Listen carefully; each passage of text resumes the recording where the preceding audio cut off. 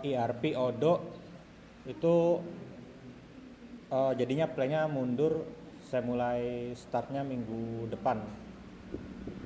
Nah, kalau untuk yang terkait dengan presentasi ataupun nanti pas UAS, itu di pertemuan awal kan saya nggak mewajibkan harus pakai Odoo ya. Jadi untuk aplikasinya atau sistem yang dibuat itu bebas gitu.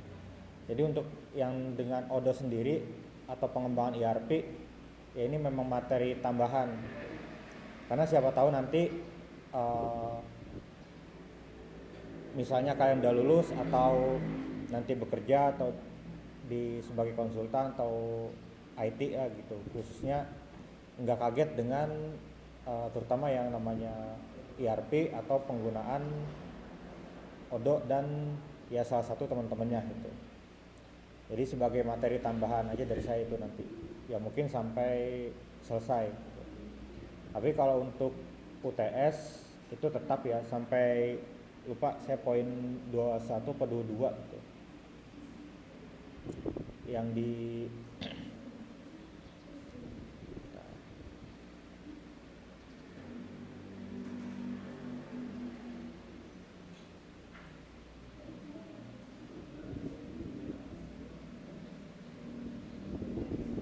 untuk yang UTS ada ingat sampai nomor berapa?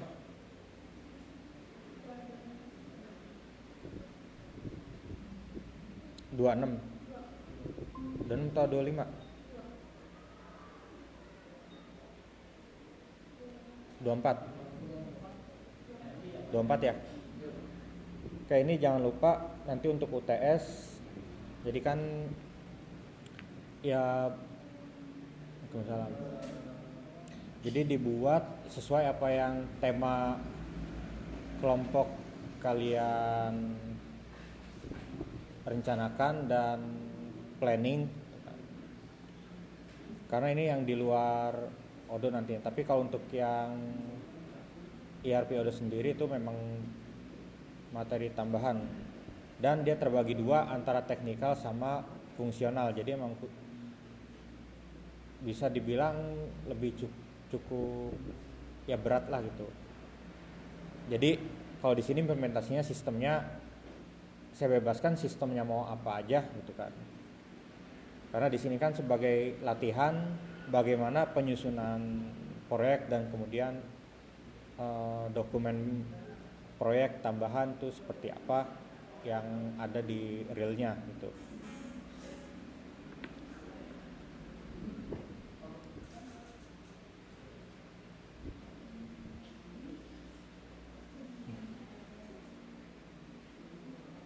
Oke, untuk project charter ada yang udah pernah dengar? Bukan chapter ya, charter tapi. Ada yang udah pernah dengar? Belum ya? Oke, jadi project charter itu sendiri salah satu bagian dari implementasi sistem atau hardware, terutama implementasi di IT. Entah security, hardware, atau pengembangan sistem, itu tentu ada bagian project charter. Memang ini kalau di implementasi yang ya pernah saya jalani gitu, karena kan saya bagiannya di bagian service atau delivery sebagai developernya. Jadi bagian project charter ini memang di bagian belakang developer, engineer itu atau business analyst memang nggak dikasih gitu. Karena ini nanti ada kaitannya dengan price dan juga lain sebagainya.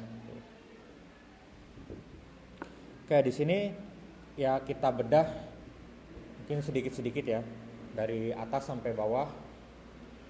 Yang pertama ini judul projectnya terkait apa gitu kan. Judul proyeknya di sini pertama sistem informasi kepegawaian di PT X. Kemudian mulai proyeknya sampai akhir proyeknya ini kapan? Jadi ada definisi start sama selesai. Nah, artinya di sini memang sebuah guide atau panduan yang memang ketika proyeknya udah selesai secara kontrak gitu kan, artinya bukan secara pengerjaan ya, sudah deal secara harga, kontrak, dan kapan mau mulai dan berakhir itu udah selesai, tinggal proses tahap implementasinya. Nah, kemudian informasi anggaran, jadi di PTX ini dia menganggarkan sekitar 80 juta. Dia manajer proyeknya, ini kita samarkan ya, jadi Semarang Kota Eskom. Nah, ini detail umum di bagian proyek charter, dan biasanya memang diketahui sama sales admin atau bagian sales sampai tingkat GM gitu kan. Nah, ada beberapa poin yang mesti kita bahas juga. Di sini tujuan proyeknya, jadi ini kurang lebih struktur proyek charter yang memang sama ya 90% lah dengan apa yang ada di luar sana gitu. Kenapa 90%? Ya karena 10%-nya kadang ada ya format yang beda gitu kan. Ada struktur format yang beda. Kadang 10-15%. Tapi inti poin-poinnya memang masih sama. Tujuan proyeknya yaitu untuk proyek sistem informasi kepegawaian untuk proyek pembangunan kepegawaian di perusahaan produsen alat edukatif ya, di PTX. Nah, fungsi sistemnya ini fungsi sistem yang secara gambaran besarnya biasanya di bagian dokumen ini itu dokumen-dokumen mereka sudah ada yang di-assess atau sistemnya nanti kebutuhannya akan ada apa aja gitu kan. Kebutuhannya, kemudian outputnya mau apa aja gitu kan. Apa yang akan dikerjakan. Nah, artinya ini udah fix atau nanti nggak akan keluar dari ini. Jadi secara fungsi sistem yang dikerjakan tidak akan melebar dari hal ini yang saya blok ya. Tidak akan melebar. Kalau melebar biasanya itu nanti akan ada tentu pengajuan tambahan timeline, biasanya tambahan waktu, atau kalau misalnya agak major atau cukup besar perubahannya, atau dan memang di luar ini itu biasanya ada terkena change request atau ada biaya tambahan. Nah, di sini fitur atau fungsi sistem yang dibuat, pertama ada pendataan form biodata pegawai, mengeluarkan daftar gaji, mencetak slip pegawai, kemudian absensi karyawan otomatis, kemudian mengeluarkan daftar absensi jumlah pegawai beserta jumlah jam kerjanya, mencetak absensi tiap pegawai yang akan digunakan sebagai laporan ke bagian SDM. Nah, ini secara gambaran besarnya akan dibuat di sistem kepegawaian. Ya mungkin memang kalau dilihat nggak terlalu rumit gitu. Ya tapi biasanya kan ada detail-detail kecil atau sebuah kondisi yang memang itu mempengaruhi pekerjaan. Kayak di sini ada peranan dan tanggung jawab. Pertama, melakukan pertemuan langsung dengan klien untuk mendapatkan requirement. Nah, artinya tentu ketemu secara langsung antara kita sebagai vendor atau konsultan ya, dan juga dengan klien atau customer. Jadi ketemu nih, misalnya 6 poin di atas ini yang memang harus dikerjakan. Nah, tapi untuk mendapatkan requirement yang benar-benar clear, ya clear artinya secara definisi isian apa aja yang harus dibuat, dikerjakan, dipenuhi, kondisi-kondisi apa aja yang harus dipenuhi, ini udah harus clear. Jadi secara implementasinya nanti akan membantu kita lebih mudah gitu. Kemudian melakukan review terhadap template internal dan eksternal serta contoh-contoh dokumen manajemen proyek. Artinya dokumen manajemen proyek antara internal berarti di kita, eksternal di mereka customer. Nah, itu kita bandingkan dokumen, bisa dokumen kontrak, dokumen SPK atau dokumen nantinya untuk pengembangan sistemnya, itu kita harus bisa mereview, melihat baik dari sisi kita maupun yang eksternal. Kemudian melakukan riset perangkat lunak sistem informasi kepegawaian. Nah, ini bagiannya jika memang belum ada yang pengalaman terkait bagian informasi kepegawaian tentang sistemnya seperti apa, atau flow-nya mungkin ada yang belum terlalu paham. Jadi biasanya ada waktu atau memang orang yang ditugaskan untuk ngulik atau ya mencari tahu info tentang sistem tersebut akan seperti apa. Jadi nantinya sebagai referensi. Nah, kemudian peranan tanggung jawab. Nah, peran tanggung jawab ini nantinya ada siapa saja yang terlibat di dalam proyek tersebut. Ya, contohnya di sini ada sebagai direktur, project owner, project manager, sistem analis, desainer, dan programmer. Ini beberapa peran penting. Untuk desainer biasanya yang merancang mockup, atau nanti ketika kita klik tombol ini larinya akan kemana, itu dia juga akan komunikasi ke sistem analis atau bisnis analis. Nanti secara flow system akan kemana dan tampilannya akan seperti apa, biasanya nanti dieksekusi sama programmer. Untuk project manager itu tugasnya tentu pertama mengatur tim agar pertama tidak melebihi atau melewati timeline yang sudah ditentukan. Setiap minggunya progresnya jalan, tidak mandek gitu kan. Nah, kemudian hubungan antara dengan kliennya atau customer itu berjalan dengan baik. Apa yang kita butuhkan mereka harus bisa memprovide, artinya bisa memberikan data gitu kan. Nah, ini ada bagian tester juga, nanti yang tester atau QA yang bagian ngetes aplikasi gitu kan. Aplikasi atau sistem. Dan ada dokumentator atau TW, technical writer. Ini salah satu tugasnya membuat dokumen akhir seperti manual guide, dokumen testing, artinya dokumen yang terkait dengan sistem yang dibuat. Dia nggak ngetes tapi bikin dokumennya aja gitu. Biasanya kalau memang peranannya udah fix dan udah nggak bisa loncat sana loncat sini, itu berarti kerjanya udah fix ya. Kemudian administrator ya, ini biasanya yang terkait dengan kebutuhan tim seperti dokumentasi, kemudian apa yang kita butuhkan, ini juga bisa kerjasama dengan project manager. Oke, ini bagian di halaman 2, tujuan dan fitur kurang lebih sama dengan yang di atas tadi. Nah, kemudian untuk bisnis objektif itu ada beberapa hal. Pertama, faktor penentu keberhasilan.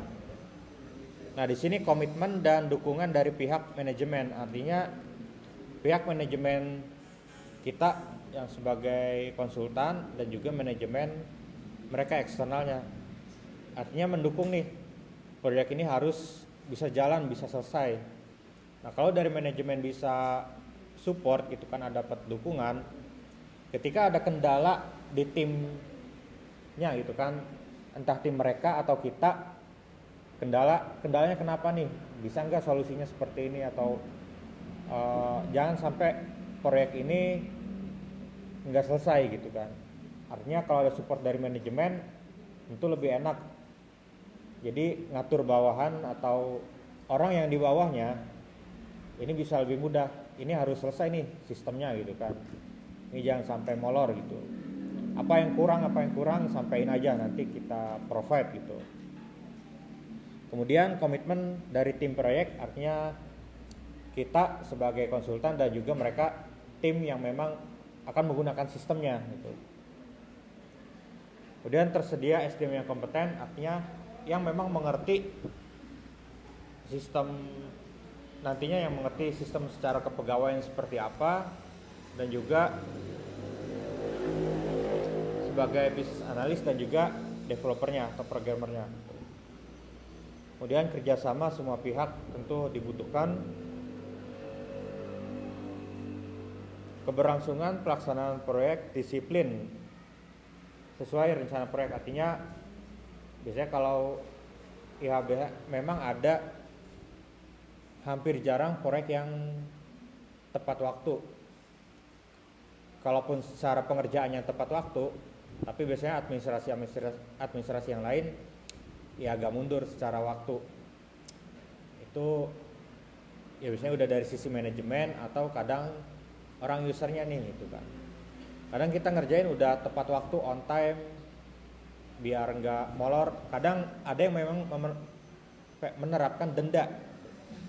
Kalau denda 1 hari kena charge sekian persen dari total nilai proyek. Jadi kalau ada yang menerapkan denda kayak gitu, mau nggak mau ya harus on time, kalau bisa lebih cepat gitu. Karena memang ada beberapa case proyek yang menerapkan denda. Jadi mau nggak mau ya kita harus on time, bahkan kalau bisa lebih cepat gitu. Kemudian dokumentasi lengkap, ya ini dokumentasi bisa ada dokumen FSD untuk fungsional desain, kemudian dokumen user acceptance test untuk testing diuji sama user, dokumen SIT, manual guide, kemudian dokumen deployment, kemudian ada dokumen untuk test case. Nah sebenarnya untuk dokumen-dokumen ini tiap perusahaan punya pegangan masing-masing, jadi nggak 100% sama. Jadi mereka memang punya kebutuhan dokumen-dokumen ini udah harus ada nih. Ada yang perusahaan A ya ini nggak butuh, perusahaan B ini ada. Artinya memang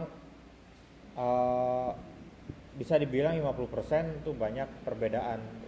Ada yang cukup dokumen manual guide aja, yang lainnya nggak perlu. Ada yang bahkan bisa lebih dari 5 dokumen yang harus dibuat.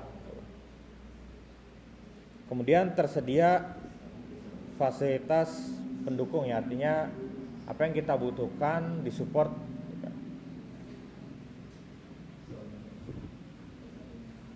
Oke, kemudian keuntungan dari perusahaan, yaitu di sisi perusahaan nantinya ketika sistem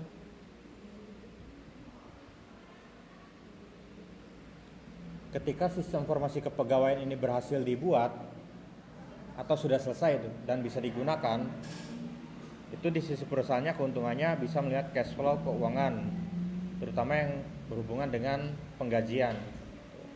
Artinya mereka outputnya pengen ada hal yang seperti ini, output dari sistemnya. Kemudian lebih mudah melakukan monitoring kinerja pegawai, ya entah itu absensi, terus apa yang dia kerjakan. Biasanya kan ada tugas-tugas yang memang harus dikerjakan, entah dalam 1 minggu, 1 bulan, atau dalam per 3 bulan atau per semester. Capaian targetnya itu udah tercapai atau belum gitu. Kemudian meningkatkan produktivitas perusahaan, ya ini artinya setelah dilakukan monitoring kinerja pegawai, nanti mereka ya entah atasannya atau bagian yang lain itu menginisiasi bagaimana nih untuk meningkatkan produktivitas agar menjadi lebih lagi gitu kan. Kemudian pertanggungjawaban perusahaan terhadap pegawai lebih mudah. Ya, artinya di sini penyiapan terkait data-data kepegawaian dan sebagainya, apa yang harus dikerjakan. Jadi enggak sembarangan si A harusnya tugasnya ngerjain laporan aja, tapi dia disuruh ngerjain untuk input data yang lain. Jadinya kan kerjanya double atau ada kerjaan yang di luar itu.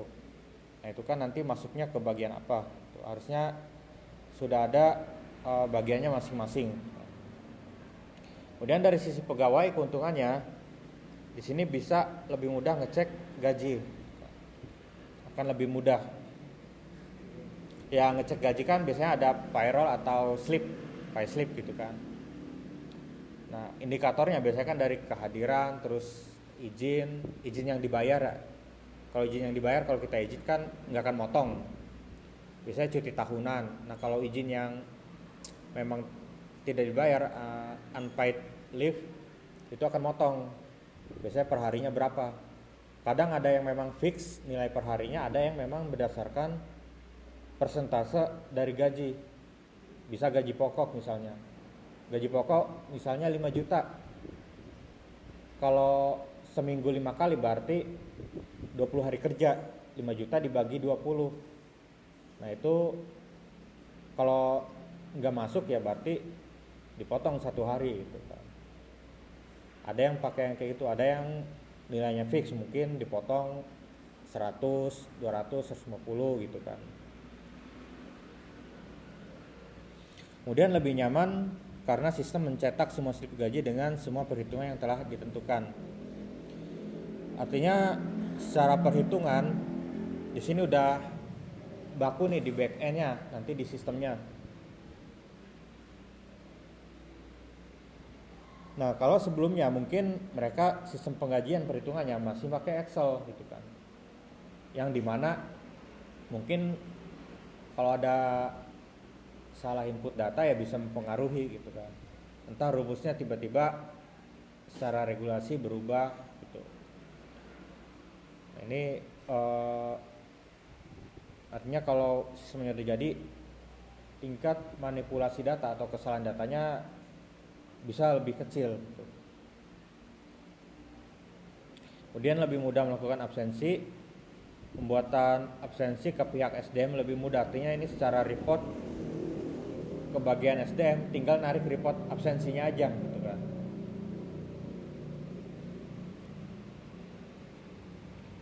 Oke, kemudian di sini budget estimasi pembuatan sistem kepegawaian. Nah ini di project charter memang ada untuk tabel yang seperti ini. Nah deskripsi tugasnya ini ada terkait dengan analisa dan desain sistem, kemudian desain aplikasi, testing program, pembuatan program, instalasi program, training user, dokumentasi, maintenance, sama administrasi. Ini biar lain-lain ya. Nah kita cek satu-satu. Ini kalau yang bagian di blok hitam ini sebagai headernya atau babnya. Nah kalau yang udah 1.1 atau 1.1.1 misalnya, ini termasuk subbab. Nah ini yang nanti akan dapat perhitungan kalkulasinya. Misalnya menganalisa sistem kepegawaian dengan melakukan wawancara kepada pihak yang ditunjuk. Wawancara yaitu bisa dalam bentuk diskusi, Ini waktu tenaga kerja berapa lama? 2 hari. Tarifnya per hari 400.000. Jumlah tenaga kerjanya ini 1, berarti yang nanti menganalisa dan wawancara ini 1 orang, tapi dalam waktu 2 hari. Kemudian di total ya 2 kali 4 800.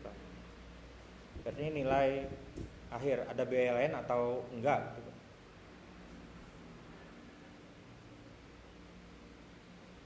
Kemudian pembuatan diagram seperti DFD, RD, kamus data, proses spesifikasi, kemudian dokumentasi hasilnya dalam bentuk analisa dan desain sistem. Nah ini waktu yang dikerjakan ya paling sedikit sehari 2 hari dan tenaga kerjanya 1. Nah ini kalau satu orang yang sama yang ngerjain, tentu dia akan ngerjain dari atas dulu sampai bawah gitu. Kalau ada 2 atau 3 orang, ini bisa dibagi-bagi dan waktunya mungkin lebih cepat. Nah misalnya satu orang ngerjain yang 1 dan 2, terus orang kedua ngerjain yang 3 sampai 5, yang orang ketiga ngerjain yang 6 sampai 7. Jadi secara estimasi waktu lebih cepat gitu. Nah, tapi jika yang ngerjainnya sendiri, tentu ya ini harus berurutan dan memang harus ini selesai dulu baru bisa ngerjain yang lain.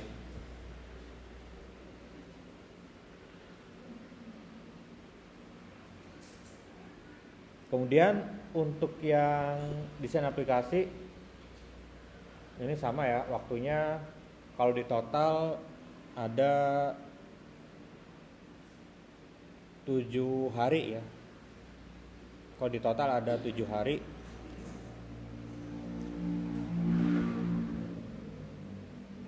Jadi untuk biaya-biaya ini sebenarnya ya masih bisa dibilang yang nggak terlalu mahal, murah gitu untuk implementasi sistem. Jadi untuk implementasi sistem kita nggak asal nembak ini harganya segini, ini harga segini, tapi kita bisa mengestimasi pertama jumlah tim yang akan mengerjakan, kemudian apa yang akan dikerjakan itu apakah sangat kompleks, kemudian tengah-tengah atau ya normal-normal aja gitu kan, artinya yang nggak terlalu berat. Nah itu secara estimasi waktu juga akan mempengaruhi dan nilai mempengaruhi. Jadinya nanti akan dapat kesimpulan nilai akhirnya total proyek ini berapa gitu. Ini kan baru rincian dari atasnya. Nah kalau ini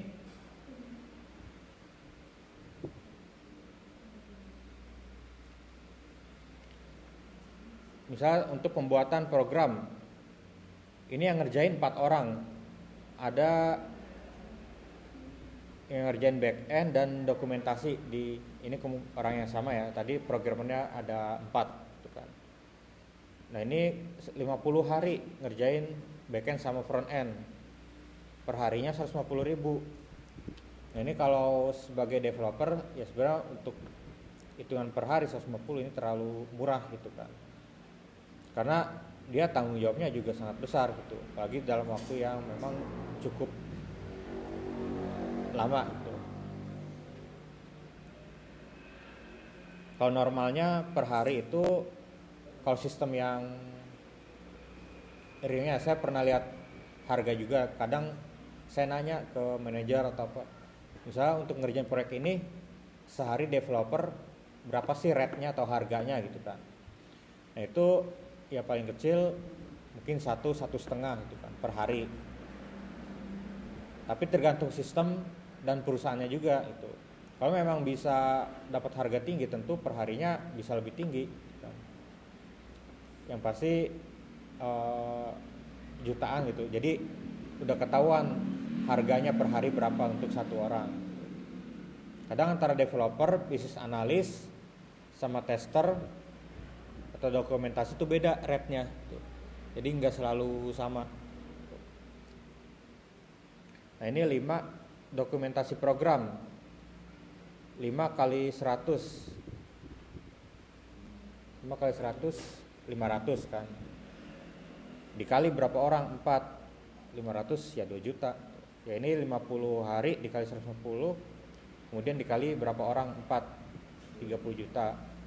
Ini sebenarnya kalau hitungan 4 orang malah kekecilan gitu kan ya, anggapannya kalau bersih gitu kan. Kalau kita punya perusahaan sendiri kemudian jalan proyek sendiri gitu kan ya, dibagi 4, 30 bagi 4 dapat berapa masing-masingnya gitu kan. Mungkin 5 lebih kan, 6 6 kayaknya masih lebih juga, masih lebih 6 juta kan. 7 ya, 7 kayaknya, 7 kali 4 28, sisa 2 juta buat makan-makan kan. Ya 50 hari kerja 50 hari kerja lebih dari sebulan, hitungannya 2 bulan dapat 7 juta doang gitu. Gimana nggak protes gitu kan.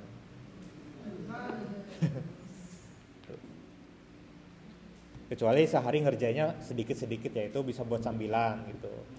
Jadi kita udah tahu nih rate-nya berapa, kisaran berapa. Seenggaknya kita ngasih rate-nya juga ya manusiawi lah gitu.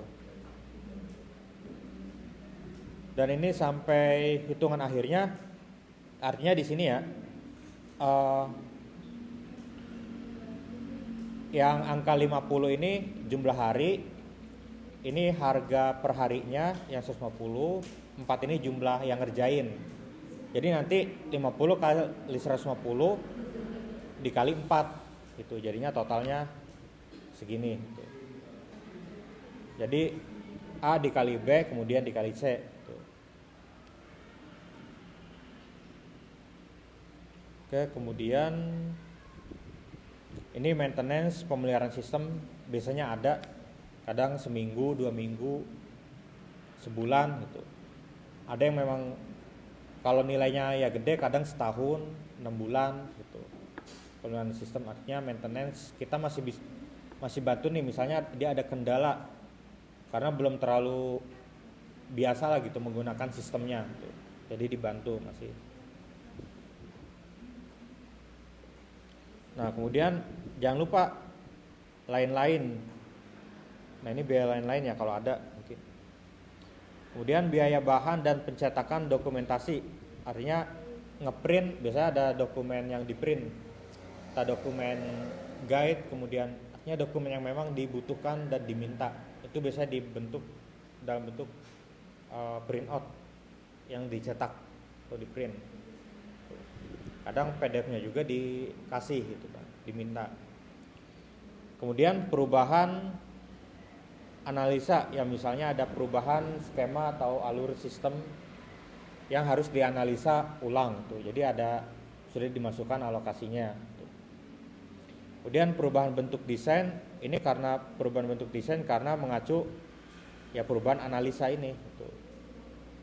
Kalau ada di atas ini ada, tapi di sini walaupun misalnya enggak ada perubahan analisa secara sistem, enggak ada perubahan nih gitu, sampai proyeknya selesai, jadi enggak ada tambahan lain-lain, ya biaya ini tetap masuk gitu, tetap masuk, jadi enggak dipotong gitu. Kemudian penambahan program, artinya memang misalnya mungkin buffer ya, buffer misalnya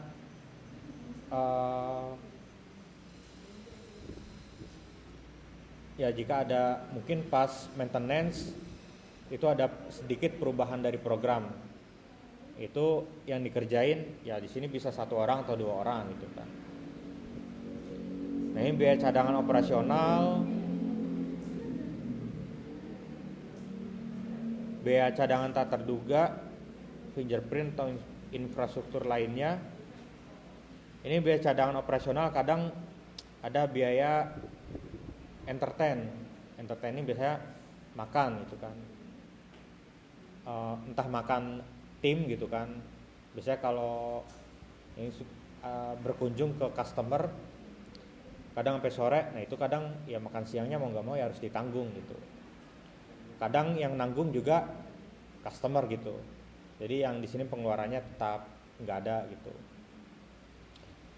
Nah ini salah satu contoh dari project charter yang bisa kita terapkan. Nah ini nilainya 80 juta, ini termasuk murah sebenarnya gitu. Apalagi dengan jumlah personil yang sangat banyak lah gitu. Nah kalau misalnya programmernya cuma sendiri ngerjain 50 hari atau katakanlah 100 hari deh itu, tapi 100 hari 3 bulan lebih ya. Ya udah 50 hari tapi rate-nya naik. Rate-nya misalnya 500.000. 500.000 kali 50 berapa? 25 juta ya. Iya kan ya? 500.000 dikali 50. Iya 25 ya. Buat sendiri itu. Kalau emang jago lah gitu. Dalam waktu segitu bisa, ya kalau emang dia bisa meyakinkan, ya udah, misalnya kasih saya rate segini, nanti bisa saya kerjain estimasi maksimal sekian hari gitu kan.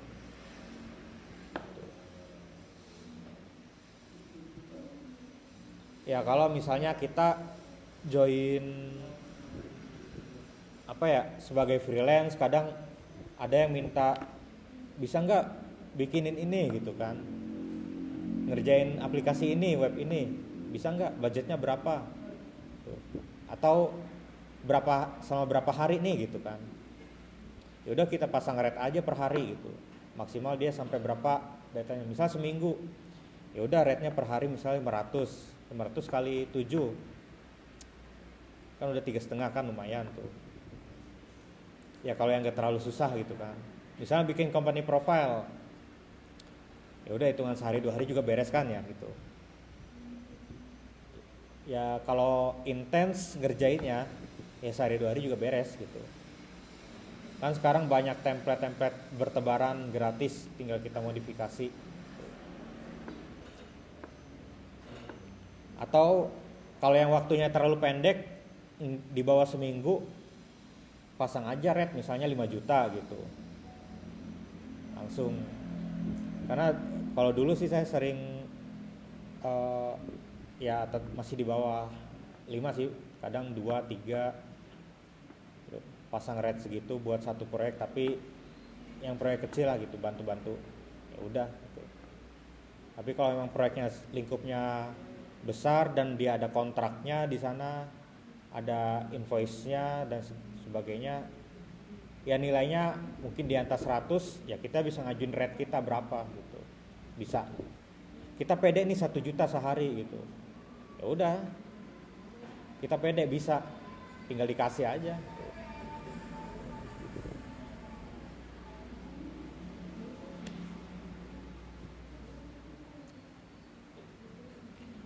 Oke, kemudian ya di sini untuk proyek pembangunan sistem diperlukan waktu 120 hari. Ini secara total ya. Kalau tadi kan mungkin bikin sistemnya 50 hari, tapi kan yang lain-lainnya juga dihitung. Jadi berurutan tuh secara timeline tetap. Sehingga dapatkan total 20 hari kerja. Kalau 120 hari kerja. Kalau 120 hari kerja berarti 5 bulanan ada ya kayaknya ya. Kisaran 5 bulan. Kalau 20 hari kerja aja 1 bulan, 6 bulan ada. Kisaran 6 bulan. Ditambah 20 hari kerja maintenance. Ini tambahan setelah sistemnya udah digunakan. Jadi ya total masih terlibat di proyek ini sampai bulan ke-7, dan ditambah 10 hari kerja jika ada perubahan kerja dan meeting, total waktu. Nah ini 87 hari kerja. Ini biasanya karena ada yang dikerjain bareng paralel gitu. Artinya karena kan orang ada yang ngerjain lebih cepat, ada yang memang bisa dikerjakan secara paralel gitu. Misalnya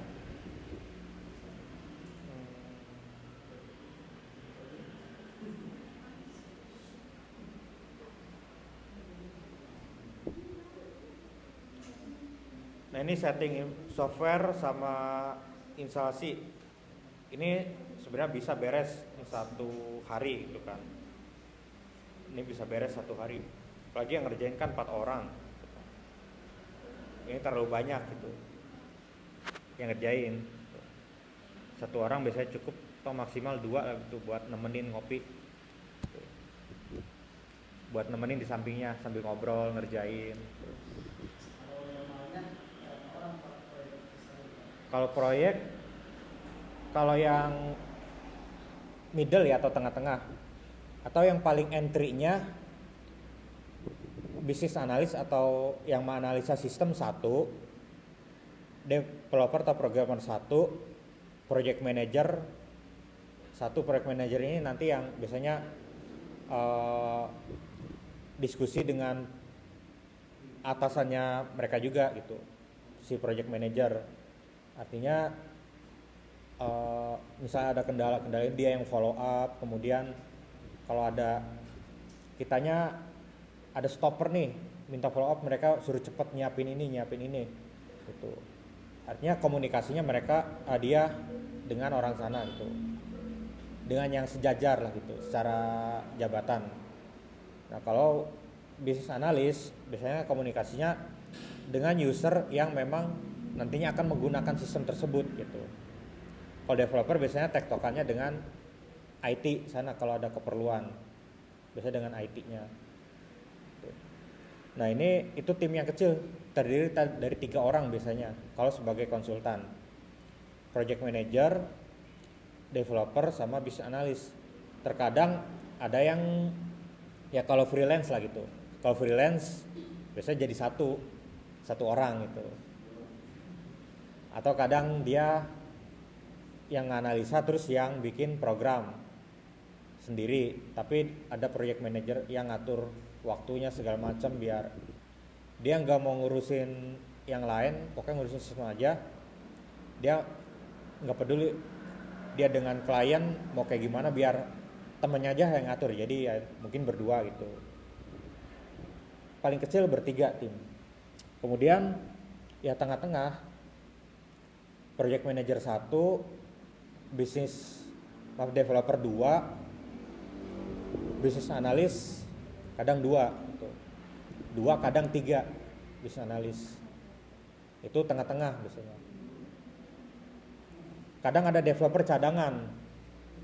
Ya cadangan, kadang yang satu lagi dia masih di project yang lain. Jadi mau ngerjain ini masih gantung di sini gitu.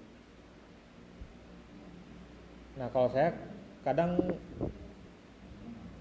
di set ada yang memang saya sendiri full ngerjain, ada yang memang tadinya saya yang ditugaskan tapi diganti sama 2 developer, tapi yang ngerjain juga 1 developer, yang satu lagi masih di project lain. Jadi tetap dari 3 developer yang ngerjain 1 tuh.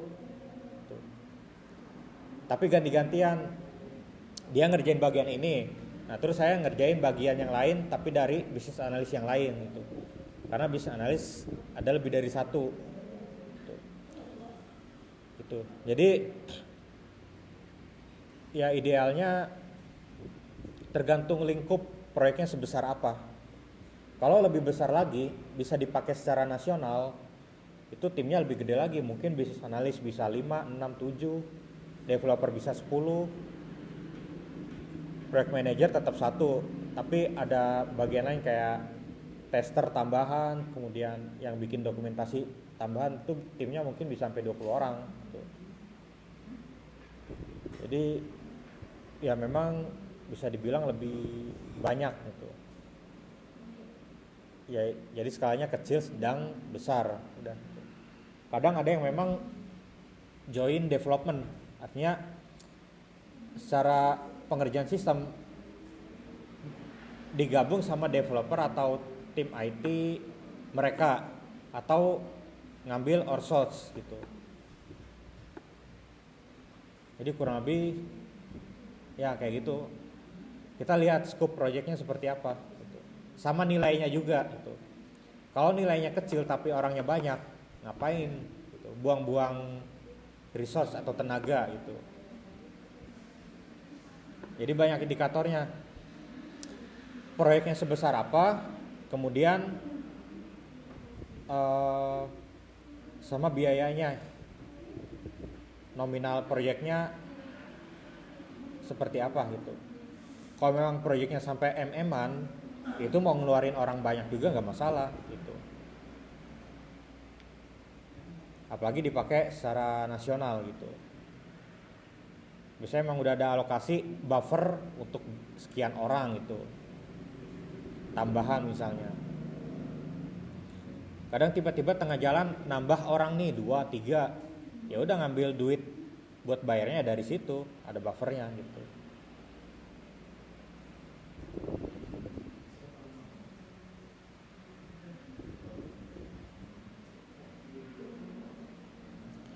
Oke, ini nanti bisa dilihat ini jadwal-jadwal schedule-nya ya. Tadi kan di sini mulainya 15. Oke, ini analisa desain sistem dari 15 Mei sampai 23 Mei. Ini kurang lebih hitungan 8 hari ya. Hitungan 8 hari. Nah, ini setiap ini nanti bisa kita lihat nih, dia apakah dikerjainya berbarengan atau berurutan. Karena ini yang ngerjainnya satu orang, dia harus berurutan nih gitu kan.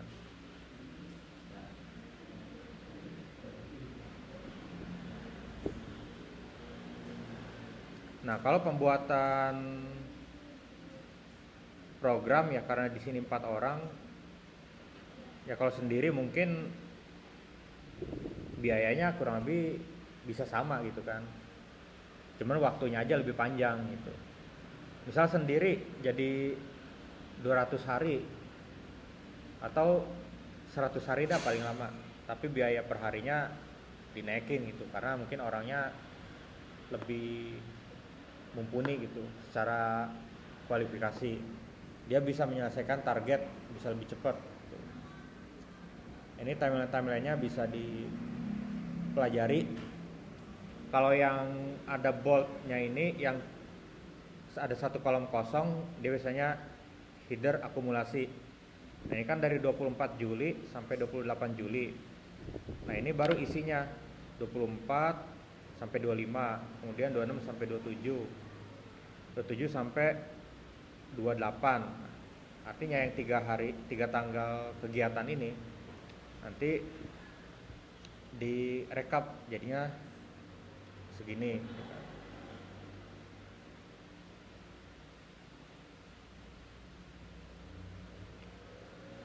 Oke, untuk yang project charter ada pertanyaan? Ini sebagai gambaran ya. Jadi kurang lebih biayanya kalau misalnya kita mau ngerjain proyek di mana nih, di sekolah atau di klinik atau di mana gitu, kita harus punya dasar nggak, oh ngerjain ini 5 juta 10 juta gitu. Pemurahan kan kalau gitu. Misal bikin sistem penjualan obat-obatan lah di apotek gitu kan. Nah, kita analisa dulu kebutuhannya mereka, selain jual obat apotek pasti ada stok of name barang kan gitu. Kemudian ada pembuatan report keuangan, laporan keuangan yang masuk atau periode, kalau kita buka per hari, per minggu, per bulan kelihatan. Terus ya mungkin itu aja. Nah, tapi kita lihat yang ngerjain berapa orang gitu kan. Misalnya 2 orang gitu. Ya udah kita susun bagian ini, nanti yang ininya nggak kita kasih dulu ke dia gitu. Pokoknya totalnya sekian juta, misalnya 50 juta gitu kan, untuk berapa lama waktu ngerjainnya gitu, misalnya 2 bulan ya. Kalau dia setuju ya udah gitu. Jadi kita udah punya anggaran dasar nih, kalau misalnya disetujui 50 juta, bahkan dia bisa ngasih lebih, ya lebihnya ya alhamdulillah gitu kan. Jadi kita udah tahu nih bakal bayar orang ini berapa gitu. Jadi nggak asal nembak, nanti saya kasih 10 juta nih buat ngerjain ini gitu kan. Tapi kan waktunya ternyata molor gitu. Waktunya ternyata molor. Ya dia minta lebih dong gitu. Ya, justru dari sini kita bikin kontrak. Ini nilai estimasinya sekian, ini proyeknya sekian, dan untuk bagian developer sekian, analis sekian gitu. Nah, misal dia sebagai developer aja nih, gitu kan. Ya udah dia misalnya dapat 20 juta. Ya udah, tapi kalau dia bisa merangkap sebagai analis, ya dia bisa dapat yang analis juga gitu. Artinya double kan gitu. Jadi ini bisa sebagai rancangan dasar kalau kita yang menawarkan lah gitu, pembuatan sistem kemana gitu. Ya setidaknya kalau kita yang ngerjain sendiri, yaudah ini kita gambarin sebagai berapa orang gitu. Mungkin kita udah biasa nih ngerjain apa-apa sendiri, udah ini kita gambarin mungkin 3 orang gitu,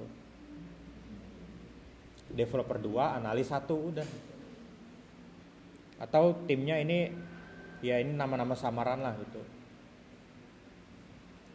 tapi tetap ya mungkin yang secara realnya ngerjain kita ya udah kita yang dapat gitu.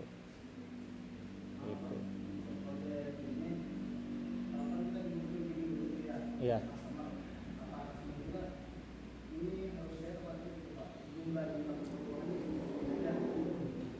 Kadang detail pekerjaan karena saya nggak pernah lihat dokumennya ya. Biasanya itu di bagian sales sama admin project. Sebelum proyeknya ini deal, biasanya ada proses tender dari beberapa vendor. Nah, itu mempresentasikan apa yang si customer ini butuhkan, itu kita presentasi. Nanti sistemnya akan seperti ini nih yang kita propose atau kita rancang. Nah, setelah itu udah kita presentasiin, kemudian ada periode tanggal penawaran harga. Nah, ini masuk ke penawaran harga itu bagian ini. Nanti jadi nggak totalnya, detailnya ada gitu, masuk penawaran harga. Kadang mereka ada proyek yang nilainya 1 miliar, tapi jika telat denda sekian persen dari nilai 1 miliar itu per hari. Misal telat 10-20 hari deh gitu, berarti misal kalau telat 1%, berarti udah 20% kan kalau 20 hari. Sehari 1%, 1 miliar, 1%-nya 10 juta ya. Kalau 20%, iya udah rugi 200 juta tuh.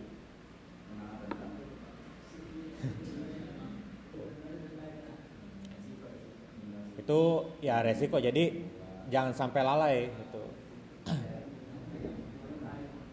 Mungkin 1% kecil, tapi kalau lama-lama nggak kelar-kelar bisa habis tuh. Pertama timnya diomelin, manajemennya juga dihubungin customer, ini gimana sih timnya nggak bener nih ngerjainnya, kok sampai telat gini, kendalanya gimana sih gitu kan.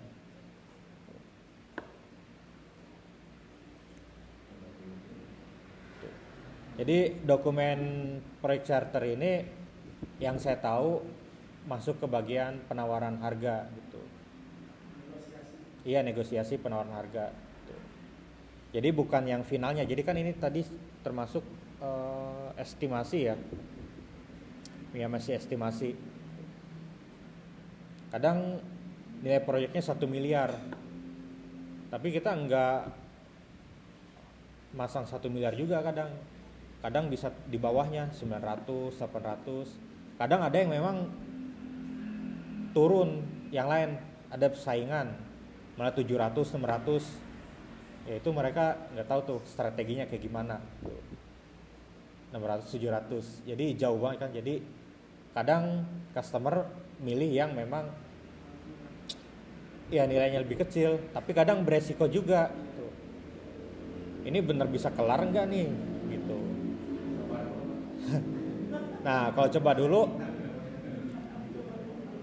dulu, misalnya si yang customer yang ini milih yang harga lebih rendah, tapi ternyata sistemnya nggak selesai, terus di-cut, dilanjutin sama vendor lain, ya mau nggak mau vendor lain ngasih harga lain lah gitu, karena ini sistemnya udah ada sebelumnya dan nerusin, dan ini nggak tahu flow-nya kayak gimana gitu, ya bisa aja ngasih harga lebih tinggi dari harga yang satu tadi itu, bisa 1,5 lah, mungkin 1,2 gitu. Jadi di tender atau penawaran harga ini juga pengaruh gitu, kecuali memang vendor yang memang udah terpercaya di sana dan apa ya, secara hasilnya udah kelihatan bagus lah gitu. Biasanya nggak perlu tender lagi, ya udah nanti yang bikin sistem ini udah vendor A aja yang lanjutin gitu, ya udah gitu, nggak ada tender lagi gitu tuh.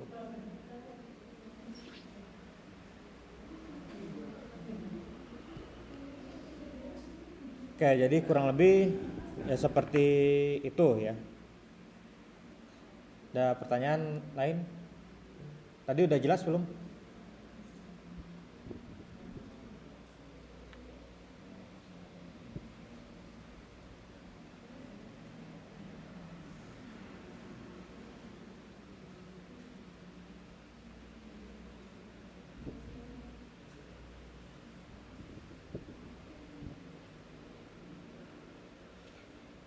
Oke, untuk yang baru datang mungkin yang di kelas sama yang di online, nanti jangan lupa ya kelompoknya sampai yang nomor 24 dikerjakan untuk dokumen proyeknya. Udah pada dapat kelompok masing-masing kan ya? Nah, ini temanya bebas. Yang penting secara konten proyek, konten nama tiap halaman ada cover, lembar persetujuan, kata pengantar tuh harus ada semua. Bab 1 latar belakang, identifikasi masalah, rumusan dan sebagainya, sampai pembuatan IRD. Jadi untuk sistemnya bebas mau pakai bahasa pemrograman apa aja, membuat sistem yang kompleks, yang biasa, yang tengah-tengah juga dipersilahkan.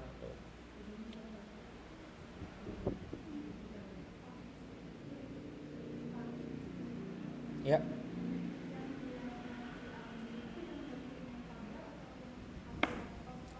Yang apa? IRD. Yang IRD itu bentuknya entitasnya yang jadi nama tabel persegi panjang. Nah, diamond itu penghubungnya. Bukan. Kalau yang itu yang ada bentuk tabel itu database diagram. Ya. Kalau memang mau pakai database diagram, boleh aja, asalkan si database diagram itu udah dibuat relasi. Jadi kalau dibuat relasi kan ketika diekspor database diagramnya kan keluar nih, yang bentuknya tabel-tabel kan, yaitu database diagram. Iya, dari database.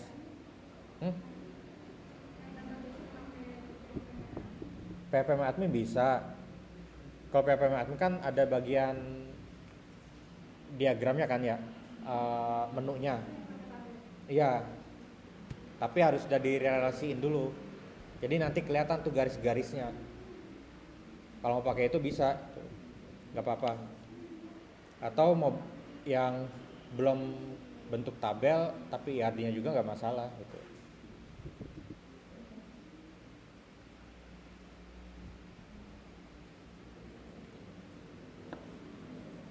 Untuk contoh proyeknya, ntar saya lupa ada di mana ya.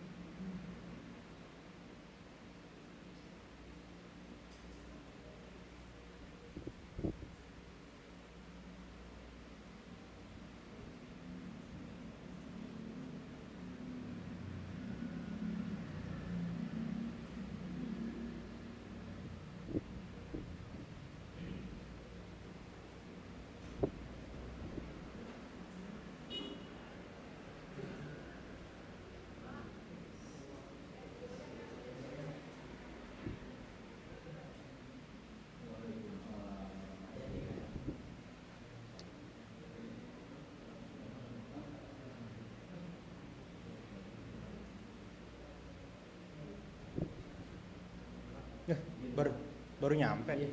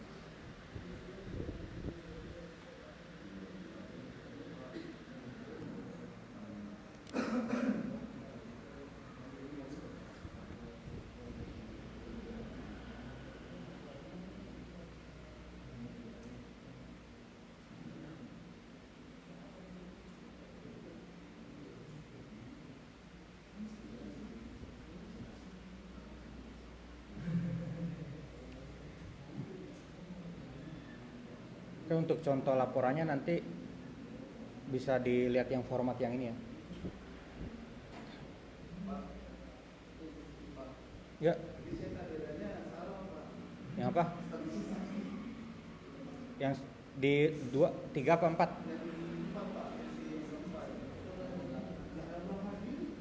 Nama.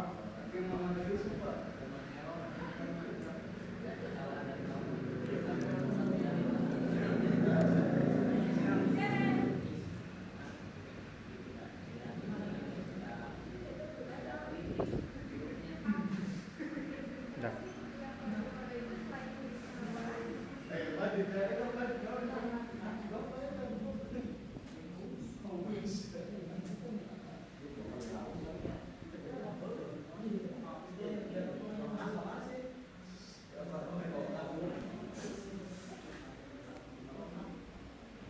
Oke, saya lanjut ya. Ini kita estimasi maksimal sampai jam 3:30 ya. Tapi di jadwal emang sampai jam 3 apa jam 4? 3:30.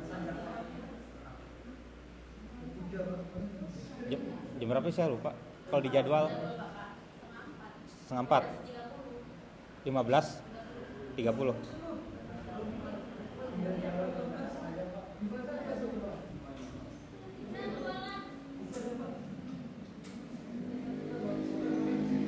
Udah maksimal, iya, maksimal 3:30 beres ya. Oke, untuk yang materi kedua itu terkait dengan manajemen integrasi proyek. Oke, di sini ada 9 area atau 9 bagian. Tentunya 9 bagian ini yang menentukan proyeknya sukses atau enggak. Oke, pertama kita bacanya dari kiri ya. Ada stakeholder, dia tentunya yang membutuhkan sesuatu dan juga ekspektasinya akan seperti apa. Nah, di sini 9 areanya ada fungsi utama atau core function dan juga yang memfasilitasi. Ada terkait seperti apa scope manajemennya, time manajemennya, cost manajemennya, quality manajemennya. Ya, artinya scope manajemen ini apa aja yang nantinya secara gambaran besarnya apa aja yang harus dikerjakan. Kemudian time management secara waktu, timeline, berapa lama dan kapan akan dikerjakan. Kemudian cost management tentu biayanya berapa. Quality management tentu ada standar kualitas. Jadi secara pengerjaan proyek udah ada terstandarisasinya seperti apa. Kemudian fungsional fasilitas tambahan itu ada HR management, kemudian committee management, risk management, dan procure management. Ya, HR ini ya terkait SDM, komite mungkin bagian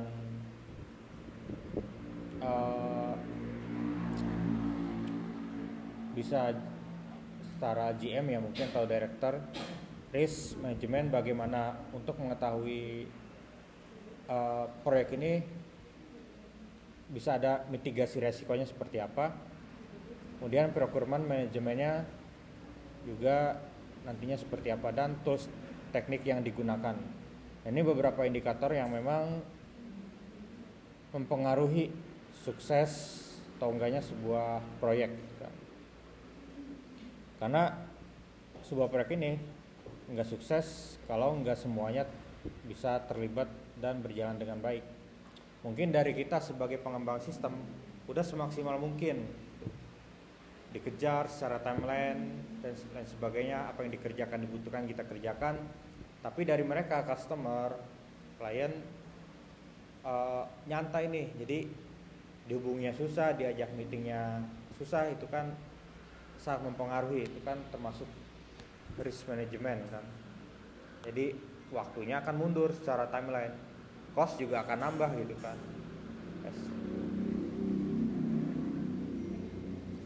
Kemudian kunci sukses proyek di sini pertama, manajer proyek atau project manager harus mengkoordinasi semua knowledge area selama siklus hidup proyek.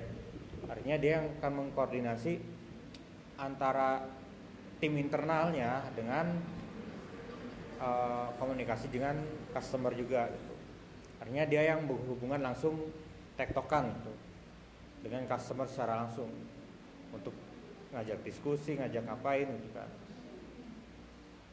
Kemudian beberapa manajer proyek yang baru mempunyai masalah dalam melihat big picture dan ingin fokus ke banyak detail. Artinya ini banyak proyek manajer baru nih gitu kan. Tapi dia udah melihat punya gambaran besar di luar sana gitu kan. Nantinya ekspektasinya akan seperti apa, hasilnya akan seperti apa. Nah, kemudian di sini tentu mereka fokus ke detail-detail, padahal fokusnya sebenarnya ke yang dibutuhkannya aja gitu. Gak harus jauh-jauh kita ngebayangin nanti ini akan seperti ini gitu kan. Kemudian manajemen integrasi proyek tidak sama dengan integrasi software. Tentu kalau integrasi software antara hubungan sistem dengan sistem gitu kan. Kalau integrasi proyek tentu ini antara ya pengembang dengan yang membutuhkan sistem gitu. Kemudian proses manajemennya seperti apa? Nah, di sini membuat project charter. Tadi yang sudah dibahas, bekerja sama dengan stakeholder untuk membuat dokumen secara formal dan memberikan kewenangan untuk menjalankan proyeknya. Kemudian membuat pernyataan awal tentang lingkup proyek, bekerja sama dengan stakeholder, terutama user dari produk jasa, untuk mengembangkan lingkup proyek yang berkualitas tinggi. Kemudian membuat rencana manajemen proyek, mengkoordinir yang lain dan sebagainya, SDM, membuat perencanaan, kemudian membuat timeline dan apa yang dikerjakan ini sehingga muncul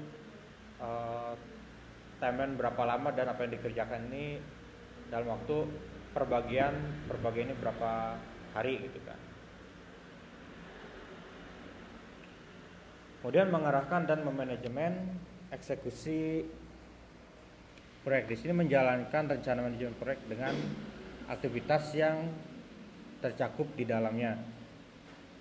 Kemudian memonitor dan mengendalikan pekerjaan proyek.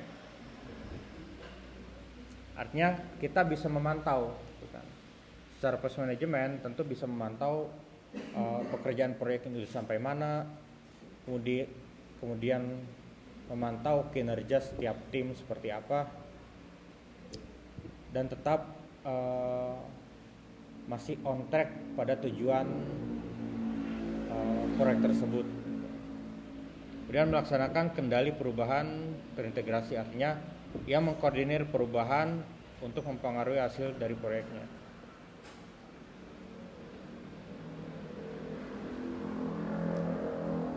Oke, kemudian ada rencana strategis yang mencakup pendefinisian tujuan jangka panjang. Di sini memprediksi kecenderungan di masa depan dan memproyeksikan kebutuhan akan produk atau jasa-jasa yang baru. Nah, di sini ada terkait dengan analisis SWOT, itu strength, weakness, opportunities, dan threat. Ini satu hal yang bisa membuat penambahan perencanaan strategis untuk sebuah proyek.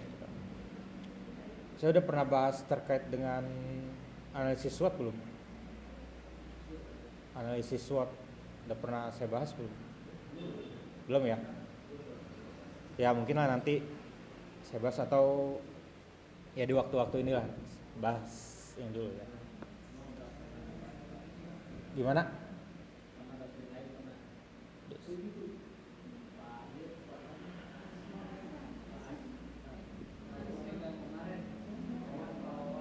Kawan.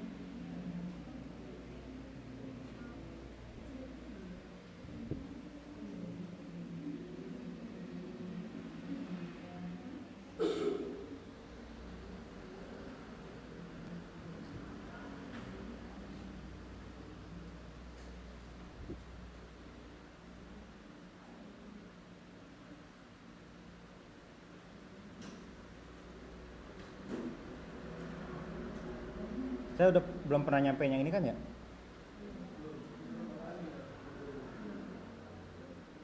Ada terkait bisnis model canvas, analisis pastel,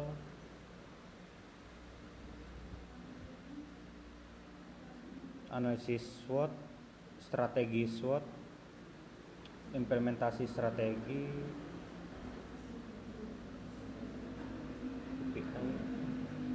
belum ya? Udah nanti deh. Ya mungkin minggu depan.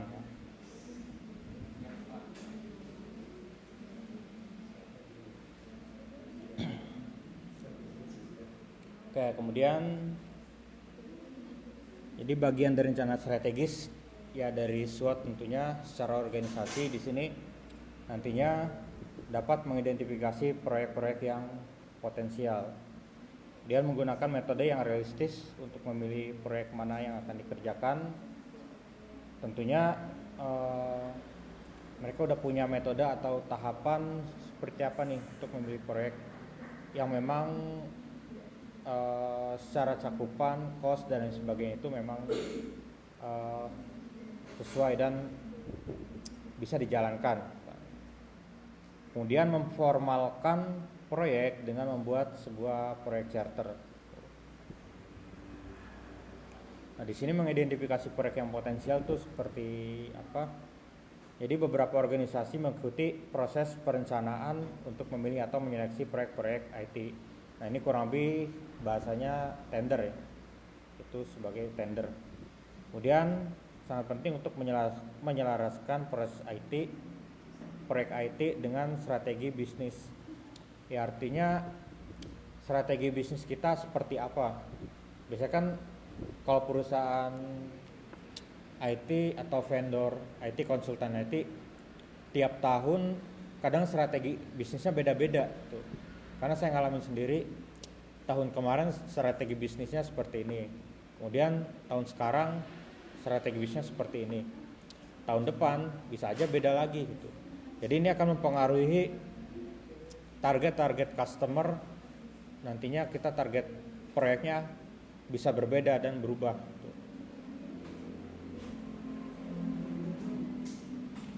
Oke, di sini proses perencanaan TI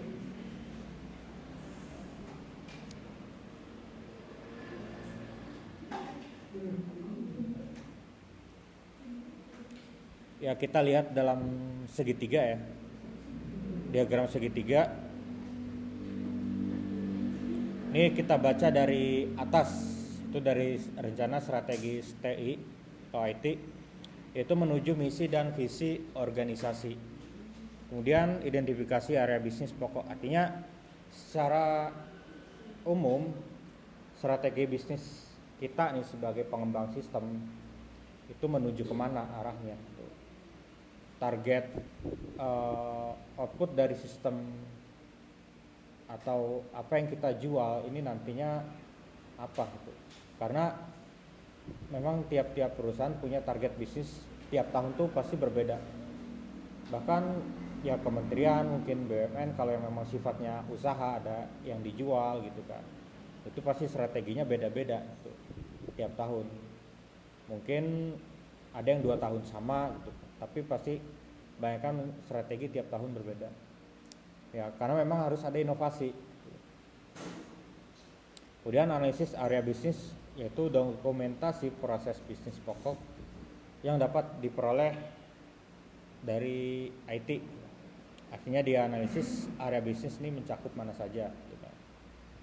Kemudian ada rencana proyek, mendefinisikan proyek-proyek potensial, mendefinisikan lingkup proyek, kelebihan dan juga kendalanya. Artinya kita masih melihat dari atas ini, kita target area bisnisnya atau rencana kita mau kemana. Kemudian baru nentuin apa yang bisa kita kerjakan, apa yang bisa kita kerjakan pada area bisnis tersebut.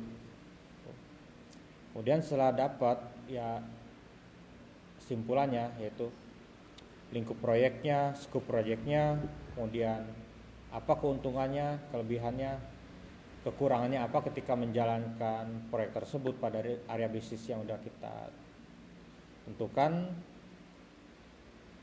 Ya simpulannya nanti baru mengalokasikan sumber daya yang mengerjakan gitu. Kalau kita sebagai vendor tentu mengalokasikan sumber daya yang mengerjakan. Kalau kita sebagai customer mengalokasikan sumber daya, cost-nya, biaya, dan SDM yang intinya terlibat dalam proyek tersebut. Oke, kemudian metode seleksi proyek itu biasanya tidak tersedia cukup banyak waktu dan sumber daya untuk mengimplementasikan semua proyek. Artinya memang keterbatasan waktu tentu dan juga biaya. Ya karena biaya ini kadang terbatas. Udah dikontrak biayanya 1M misalnya, tapi ternyata setelah banyak diskusi antara tim pengembang dan tim customer atau klien, itu secara nilai ini bisa melebihi 1M gitu kan. Yang artinya tetap dikerjakan mau nggak mau senilai tersebut yang di awal. Ya kalau ada perubahan lain yang memang ini harus masuk fase berikutnya agar pertama ada kontrak baru dan ada nilai yang berbeda gitu kan. Kemudian metode untuk seleksinya mencakup fokus pada kebutuhan organisasi. Kemudian membuat kategori proyeknya, melakukan net present value atau analisis finansial yang lain. Kemudian menggunakan model penilaian dengan pembobotan, menggunakan penilaian berimbang. Ya, artinya di sini kita tentu menilai mana nih proyek yang strategis, yang memang memiliki revenue yang tinggi dan memiliki nilai ya tentunya keuntungan lah untuk kita lebih banyak gitu.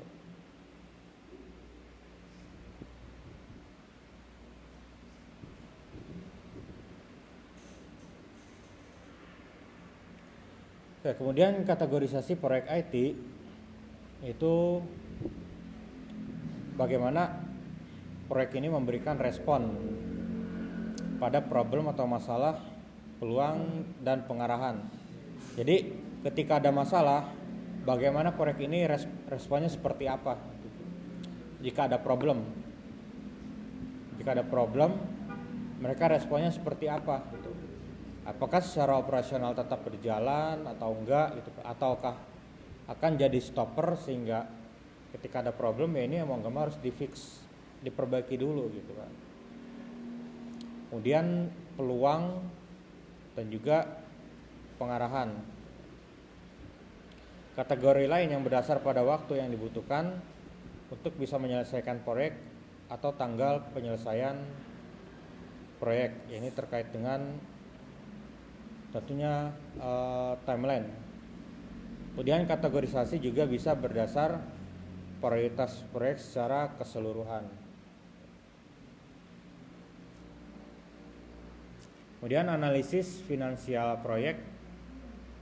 Ya tentunya di sini pertimbangan finansial biasanya merupakan aspek penting dalam proses seleksi proyek. Dan ada 3 metode untuk menentukan nilai finansial proyek. Bisa menggunakan analisis payback, analisis net present value, return of investment.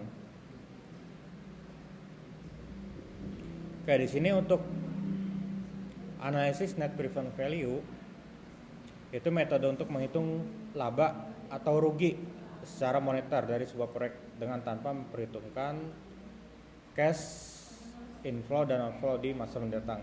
Artinya dia mau tahu nih secara garis besar ada enggak laba, keuntungan atau ruginya gitu, dari apa yang sudah nantinya akan didapatkan gitu.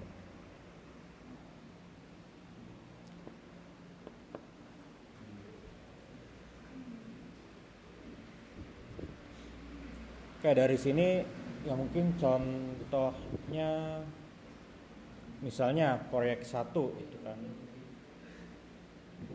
Misalnya proyek 1 ada proyek 2. Di sini dalam 5 tahun. Di sini untuk proyek pertama benefitnya untuk setiap tahun meningkat. Ya, tahun pertama 0 gitu kan. Tahun pertama benefitnya 0, 2 naik 2.000, 3.000 sampai tahun kelima 5.000. Kemudian sehingga di total menjadi 14.000. Kemudian kos atau biaya yang dikeluarkan. Nah, di sini tahun pertama 5.000, tahun berikutnya 1.000. Justru di sini untuk biaya yang dikeluarkan lebih besar memang di awal. Ya, baru nanti secara total ya benefit dikurang cost atau keuntungan dikurang pengeluaran lah. Yaitu jadi 5.000. Sehingga NPV-nya di sini ya di sini formulanya berarti B1 10% dengan B6 sampai F6. B6 ini minus 5.000 ya. Minus karena 0 dikurang 5.000 jadi minus 5.000, dijumlahkan sampai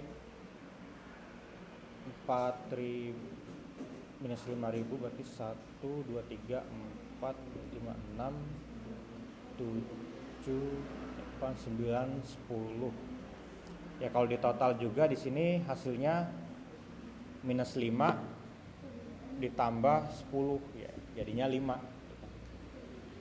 Sehingga hasilnya ya 5.000 dengan 10%. Ini koma ya kayaknya, koma atau titik. 2 ini formula di Excel ya, NVP. Jadinya 2.316.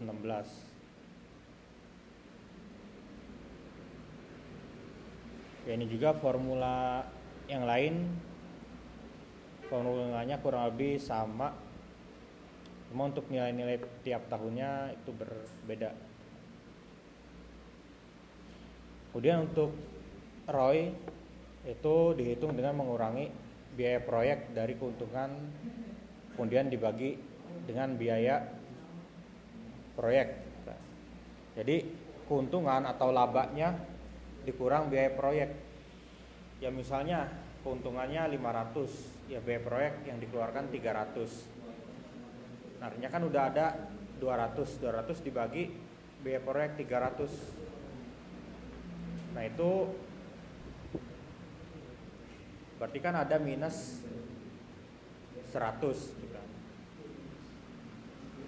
Minus 100. Jadi di sini secara ROI kalau semakin tinggi ROI maka proyek makin baik. Nah, karena di sini minus berarti kurang baik. Kalau keuntungannya 500 tapi biaya proyeknya 500. Bentar, ini bukan dikurang ya, tapi dibagi 200 dibagi 300 ya tentu bukan 1 ya, tapi udah 0 ya, 0, udah 0,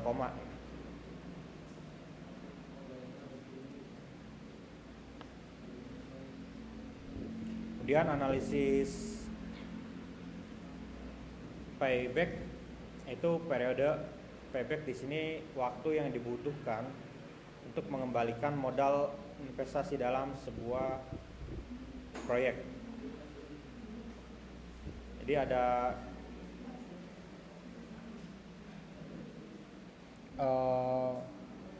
waktu tertentu. Jadi misalnya secara proyek untuk timeline ini udah selesai gitu kan. Secara proyek timeline udah selesai. Nah, kemudian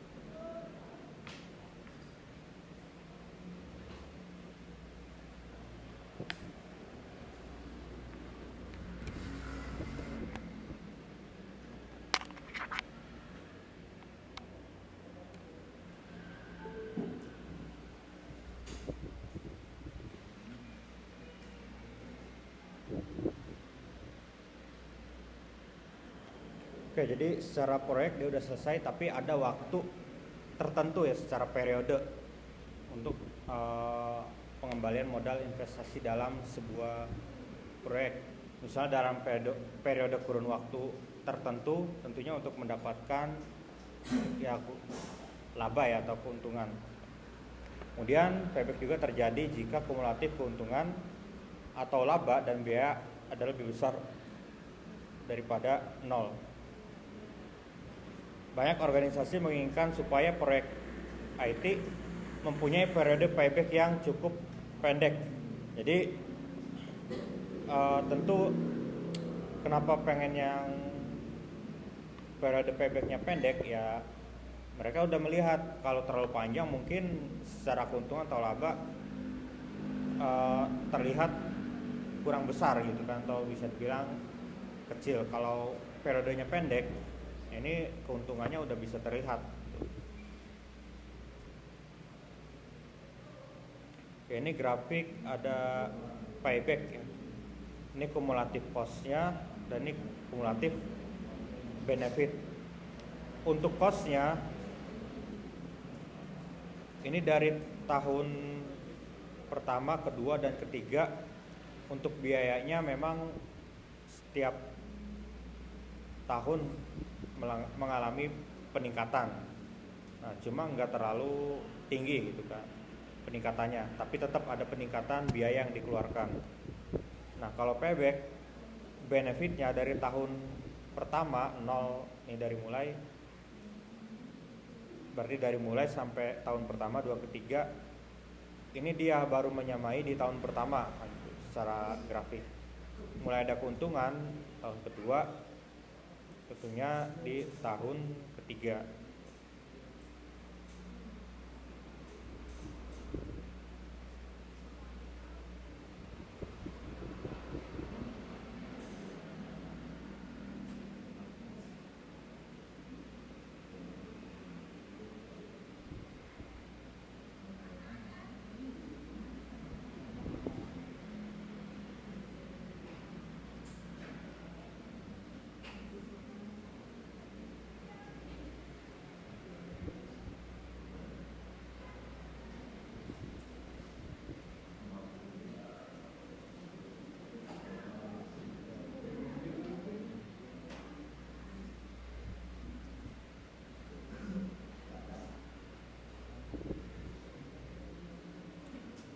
Oke, sampai di sini dulu. Ada pertanyaan?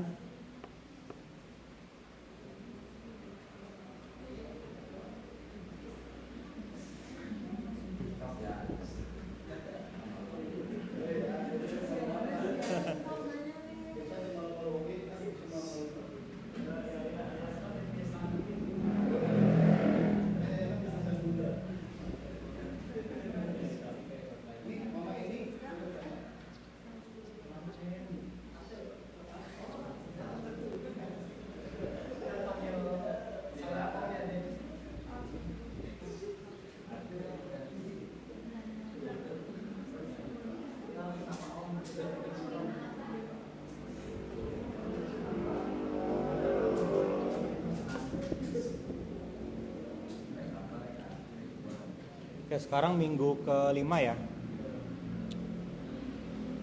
Ini minggu 18, minggu ke-6. Ini 7, tanggal 25 April, kelas belum, biasanya masih ada jadwal kelas pengganti gitu. Nah, tanggal 2 kemungkinan UTS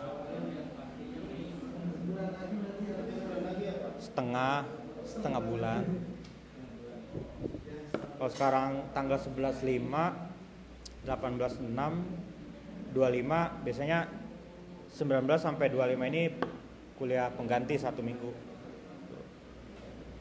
Kemudian baru tanggal 2-nya UTS.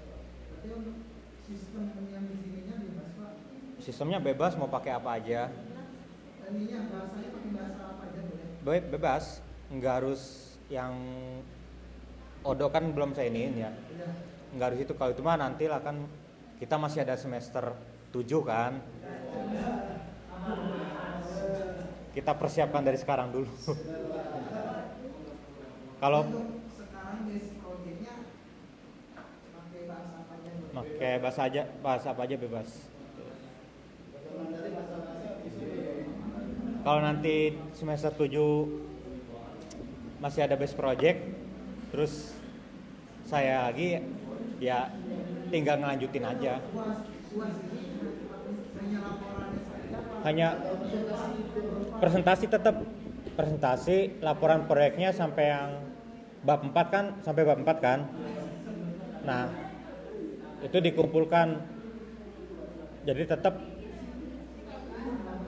ya ada terutama laporannya sih gitu. Tapi untuk yang sampai uasnya itu aplikasinya di ini nggak? Ada tetap bagian aplikasi yang ditampilin di dokumen. Maksudnya biar nanti semester 7 itu nggak ulang lagi gitu. Ya dikembangin aja kalau bisa. Sisa ini nanti yang mau dikembangin ini nih gitu. Takutnya pas semester yang ini tuh udah dibuat aplikasinya, nanti di semester 7 karena bahasa lain kan susah diulang lagi gitu Pak. Ya tinggal dipelajari coba. Ya sama saja. Sudah dulu juga ya.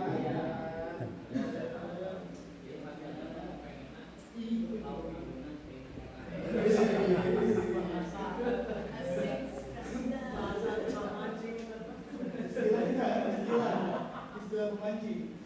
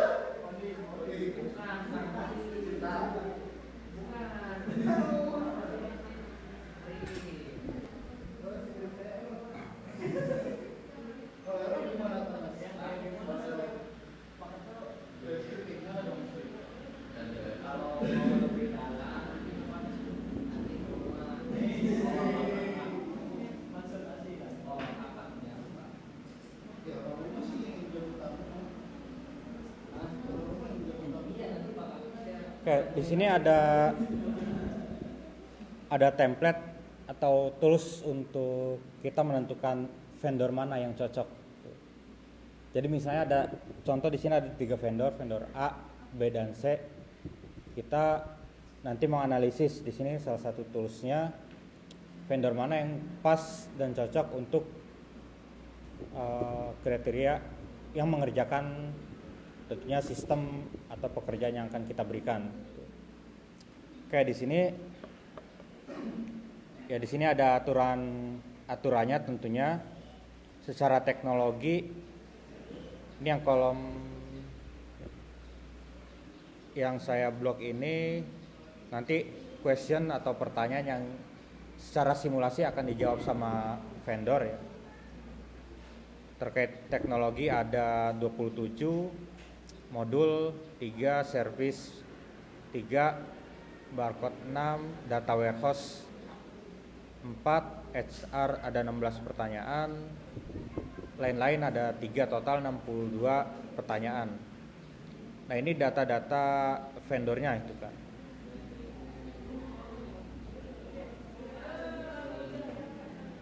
Oke, kemudian secara functionality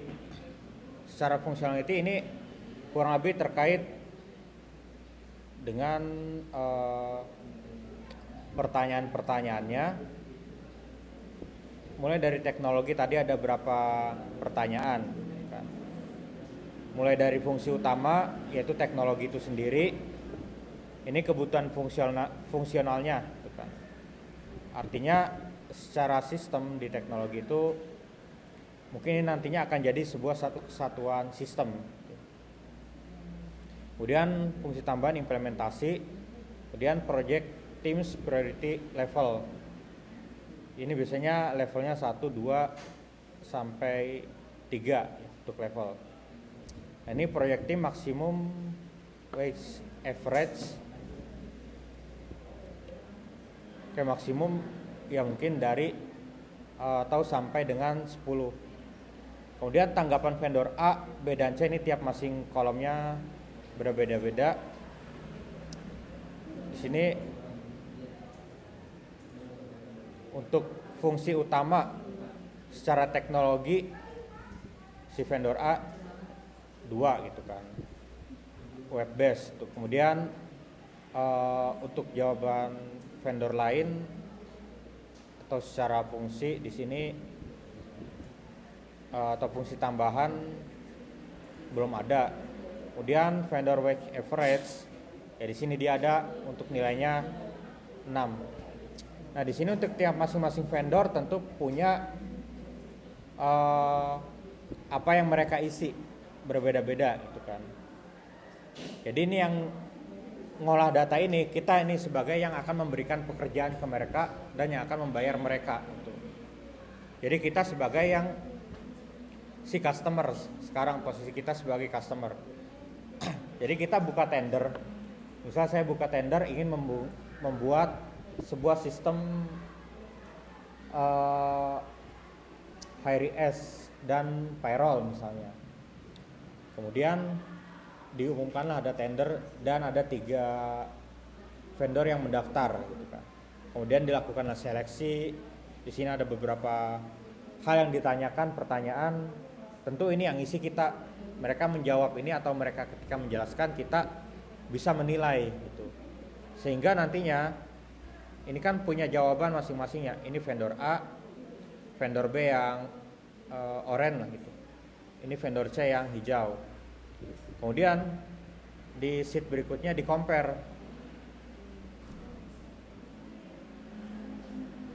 Ini di compare untuk find of response dan persentase value dari responnya. Ya vendor A mungkin secara atau vendor C secara teknologi dia lebih tinggi gitu kan. Secara teknologi. Tapi kalau yang lain-lain mungkin secara, kalau di sini kan ada yang unggul cukup jauh nih. Yang B terkait field service dan help desk management. Jadi tiap masing-masing vendor punya keunggulannya masing-masing jadinya. Jadi ada pemetaan. Sampai di sini ada skornya dan ini kelihatan secara value persentasenya berapa persen untuk tiap masing-masing requirement section atau perbagian. Karena perbagiannya ada terkait dengan teknologi, aplikasi, cloud service atau help management, helpdesk, barcode data collection, data warehouse, human capital, payroll, dan lain. Kemudian ketika dalam bentuk grafik, ya di sini bentuk grafik tentu di sini ada fungsional area breakout. Ini ada bagian teknologi, application summary, field service, barcode, data warehouse, human capital, dan company specific question. Nah ini untuk total dari masing-masing vendor. Yang vendor C mungkin lebih tinggi ya, 46,55%. Ini total skor total. Nah tapi kalau dibagi-bagi per bagian per item, ada yang memang punya kelebihan masing-masing. Ini yang agak ungu ya, teknologi infra tuh kan. Kemudian ini yang di A, dia unggul di barcode dan data collection. Yang A. Nah, kalau dipecah, ini kalau dipecah lagi, ini kita mengembangkan sistem ke bagian mana dulu nih, gitu kan. Misal terkait atau pengembangan proyek IT, ya udah berarti pilih vendor C. Gitu kan. Kalau di sini terkait aplikasi modul review, vendor B ini unggulnya cukup jauh, gitu kan. Terkait helpdesk management, ini juga vendor B. Kalau untuk yang terkait barcode dan data collection, ini vendor A unggulnya cukup jauh juga nih, gitu kan. Jadi setiap bagian ada kelebihan untuk di setiap masing-masing. Data warehouse ini vendor C unggul. Kalau untuk human capital dan payroll antara B sama C ini selisih 2% aja. Ini seimbang gitu. Tinggal pilih yang mana. Kemudian untuk yang lainnya terkait spesifikasi di perusahaan, vendor C yang lebih tinggi secara persentase. Nah, ini bisa kita lihat, nanti kita tinggal nentuin kita sebagai customer atau yang membayar mereka dan akan memperkerjakan mereka di proyek tersebut. Misalnya di human capital, ya udah tinggal pilih yang mana yang cocok gitu kan. Jadi udah ada nilainya, enggak hanya berdasarkan si ini bagus nih, perusahaan ini bagus, mereka udah pernah bikin ini. Tapi secara penilaian kita secara data ini juga nggak bisa dilewatkan gitu kan, karena memang sebagai indikator datanya akan seperti apa outputnya gitu. Karena juga ini sebagai pembanding indikator untuk menilai kelebihan tiap masing-masing vendor. Ini nanti template-nya ya saya share, mungkin bisa dipelajari nanti.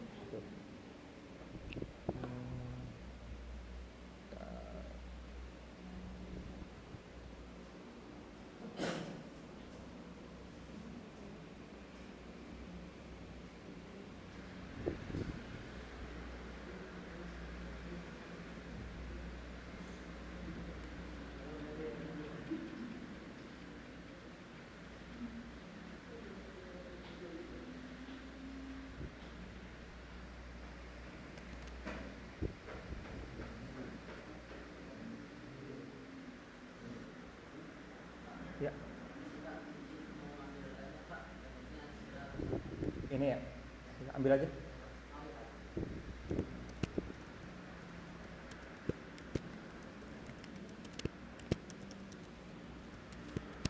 Oh, ya. Ya, sama-sama.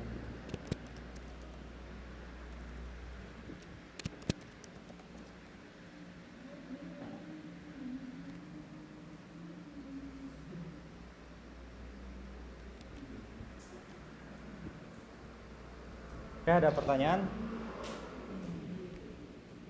Cukup?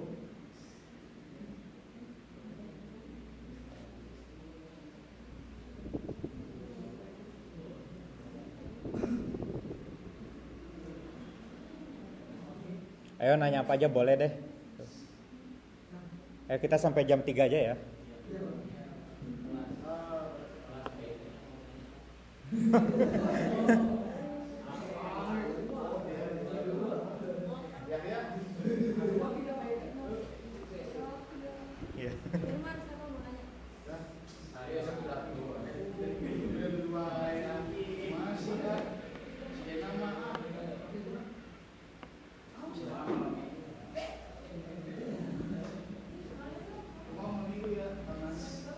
Kalian punya ponakan baru ya?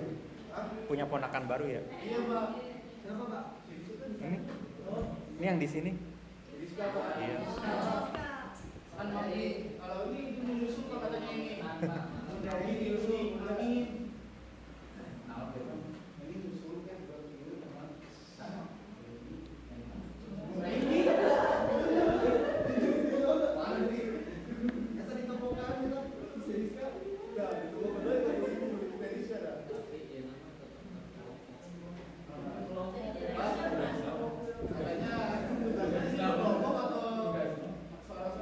Yang apa? Kelompok. Saya lupa kelompok.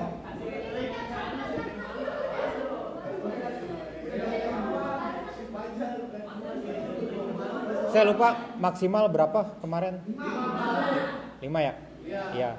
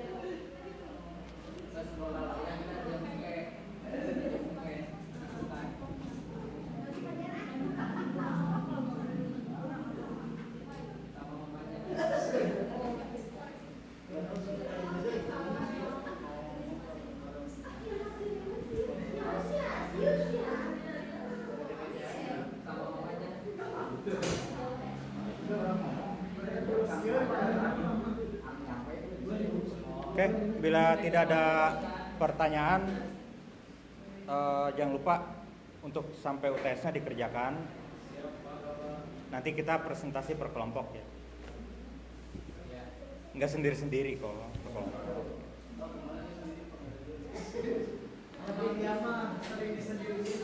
Oke.